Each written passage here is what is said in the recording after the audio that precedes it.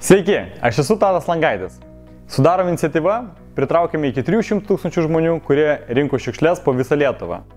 Suaukok.lt subūrėme daugiau nei 30 000 aukotojų ir šiomis lėšomis padėjome gyventi daugiau negu 150 socialinių projektų ir pilietinių iniciatyvų. Su baltosiomis pirštinėmis įgalinome tūkstančių savanorių stebėti rinkimus, kad jie taptų skaidresni Lietuvoje. Na, o šiandien jums noriu pristatyti projektą įkalbėk.lt, kurio pagalba tikiuosi pritraukti dešimtis, o galbūt šimtus naujos kartos politikų.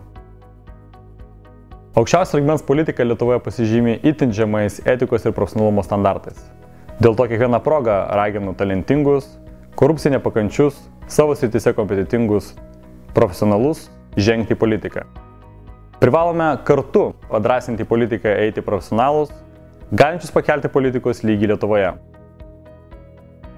Įkalbėk.lt yra internetinė platforma, leidžianti kiekvienam žinančiam politikai subrendusi ir tinkamą žmogų jį iškelti viešai. Įkalbėk.lt svetainės lankytojas tokį iškeltą žmogų gali paremti savo balsu. Na, o politinės partijos gali atsinaujinti, čia atrasdamos ir prisitraukdamos naujų narių.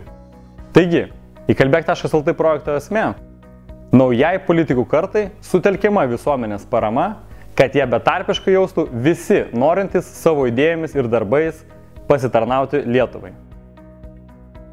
Naudotis įkalbėk.lt kviečiami visi, galintys pasiūlyti nepriekaištingos reputacijos, sąžiningus, korupcijai nepakančius, savo srityse kompetencijų įrodžiusius profesionalus.